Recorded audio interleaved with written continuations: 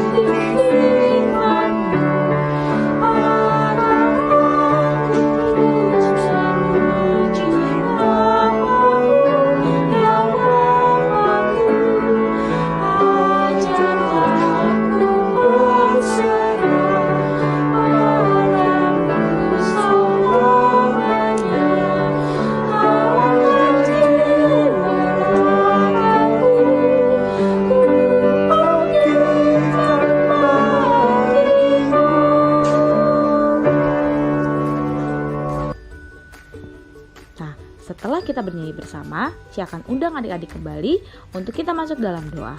Mari kita satu dalam doa, lipat tangan, tutup matanya.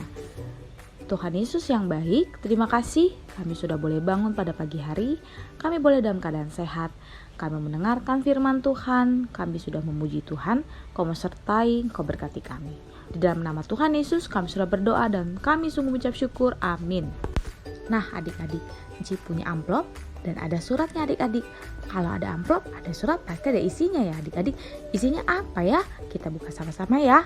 Nah adik-adik, isinya adalah dari 1 Korintus 1 ayat 1 sampai 9. Dan Ci akan memberikan waktu adik-adik untuk membuka dan membaca Alkitab di rumah masing-masing. Jangan lupa untuk tekan tombol pause, dan kemudian setelah dibaca, adik-adik boleh tekan tombol play kembali. Nah adik-adik, tadi ada amplop, ada surat, dan ada isinya. Pasti ada yang menulis ya adik-adik. Siapa ya kira-kira yang menulis ya adik-adik? Ci punya gambar nih. Nah adik-adik, pasti sudah tidak asing kembali ya. Ini adalah seorang bapak adik-adik. Bapak itu Bapak Paulus adik-adik. Nah Bapak Paulus tadi yang menulis surat. Kalau tadi yang menulisnya sudah diketahui siapa, dan kira-kira untuk siapa ya adik-adik dia menulisnya? Nah adik-adik, biar adik-adik tahu dan adik-adik lebih mengingat kembali, Bapak Paulus adalah seorang rasul adik-adik. Dimana seorang rasul yaitu Paulus sering sekali untuk memberitakan firman kepada seluruh jemaat-jemaat adik-adik. Pasti firmannya adalah yang sesuai dengan firman Tuhan adik-adik. Adik, ini adalah peta di mana Bapak Paulus memberitakan firman kepada jemaat-jemaat adik-adik. Ada jemaat-jemaat di Roma, ada jemaat di Korintus, ada jemaat di Makedonia, Efesus, Antioquia.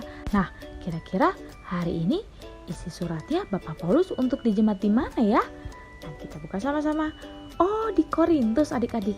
Jadi, Bapak Paulus diminta oleh Tuhan untuk menulis surat untuk jemaat-jemaat yang berada di kota Korintus. Nah, kira-kira adik-adik, kalau kita buka peta Korintus, Korintus ini terkenal dengan kota perdagangan adik-adik. Kenapa sampai Ci bilang seperti itu? Karena ada poin yang pertama adik-adik.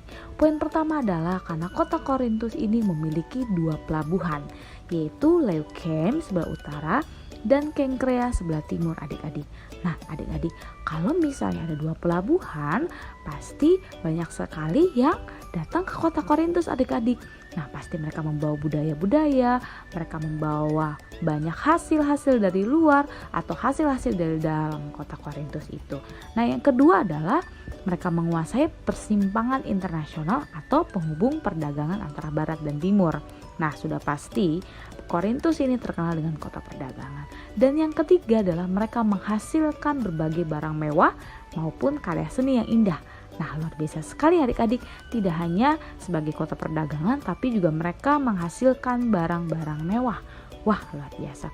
Nah, kenapa ya kalau misalnya adik-adik pikirkan sekarang, kenapa sampai Bapak Paulus diminta oleh Tuhan untuk menulis surat untuk jemaat-jemaat yang ada di kota Korintus yang terkenal sebagai kota perdagangan tadi? Ada yang tahu? Nah, adik-adik, di sini Inci mau kasih tahu. Yang pertama adalah adanya pengajar palsu yang hadir di tengah kehidupan jemaat di Korintus. Kalau adik-adik tahu, pengajar palsu adalah orang-orang yang memberitakan firman tapi tidak sesuai dengan apa yang diajarkan oleh Tuhan Yesus, adik-adik. Jadi apa yang mereka beritakan itu adalah hal-hal yang tidak baik. Nah, mereka itu adalah pengajar palsu, adik-adik. Dan yang kedua adalah karena adanya pengajar palsu, Bapak Paulus ini menekankan bahwa karya keselamatan Yesus Kristus, jadi bagaimana Yesus Kristus sudah memberikan keselamatan untuk kita semua umat manusia dan telah menguduskan jemaat-jemaat yang ada di Korintus, adik-adik. Nah, sehingga poin yang ketiga menjadikan jemaat di kota Korintus ini sebagai saksi Kristus. Karena mereka sudah diberikan keselamatan, karena mereka sudah dikuduskan, nah makanya mereka harus menjadi saksi-saksi Kristus. Nah, kalau misalnya adik-adik lihat poin ketiga, kira-kira saksi Kristus itu apa ya adik-adik? Ada yang tahu tidak? Nah, sekarang Ci kasih tahu ya, saksi Kristus adalah orang-orang yang selalu menceritakan tentang firman Tuhan dan ajaran-ajaran Tuhan Yesus. Jadi sudah pasti adik-adik bagaimana orang-orang ini yang menjadi saksi Kristus, mereka selalu menceritakan tentang firman Tuhan, mereka selalu mengikuti ajaran-ajaran Tuhan dan melakukan apa yang memang Tuhan inginkan dalam kehidupan mereka. Nah, adik-adik, Tuhan Yesus tidak hanya ingin jemaat yang ada di Korintus, tapi firman ini untuk juga adik-adik di rumah, untuk incinku, untuk papa mama, dan untuk semuanya adik-adik. Bagaimana kita harus menjadi saksi Kristus. Nah, kira-kira adik-adik mau tidak untuk menjadi saksi Kristus? Nah, adik-adik, kita harus mau ya menjadi saksi Kristus. Bagaimana Tuhan Yesus sudah menyelamatkan kita semua. Tuhan Yesus sudah sangat amat baik untuk kita semua. Nah, kita harus menjadi saksi Kristus, yaitu kita harus rajin berdoa, kita harus membaca Alkitab, kita harus betul-betul sungguh-sungguh untuk tetap mendengarkan firman Tuhan pada saat ini adik-adik. Karena semuanya itu kita lakukan sebagai rasa ungkapan syukur kita kepada Tuhan adik-adik. Karena Tuhan sudah begitu amat sangat baik. Nah, adik-adik, tadi Inci bilang bahwa kita harus menjadi saksi Kristus.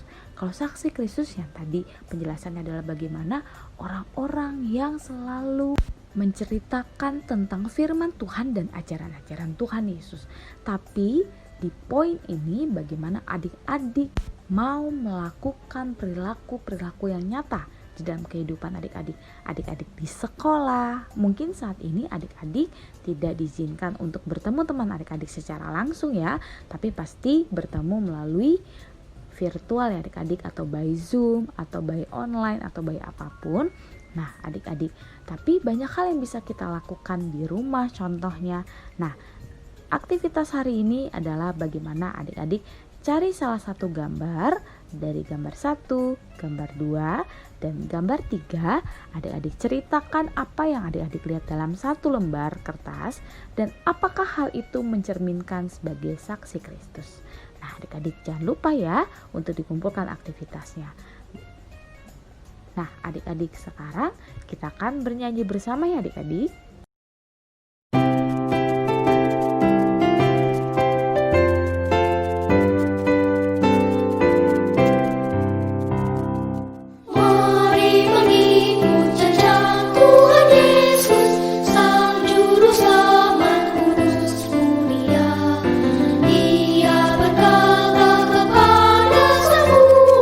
Sempurna aku terang dunia, oh alangkah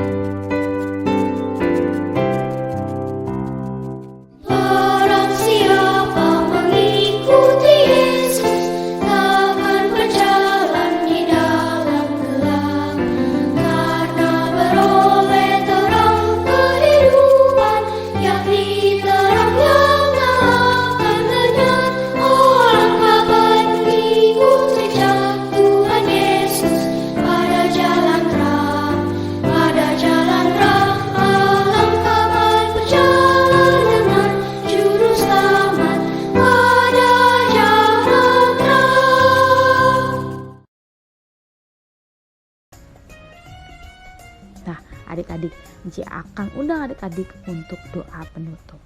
Tuhan Yesus, terima kasih kami sudah mendengarkan firman Tuhan hari ini. Kau berkati kami anak-anak-Mu Tuhan, supaya kami menjadi saksi-saksi Kristus, kami menjadi anak-anak yang takut akan Tuhan, dan selalu melakukan ajaran-ajaran Tuhan. Terima kasih Tuhan Yesus, amin. Oke adik-adik, sampai bertemu di minggu depan ya. Happy Sunday.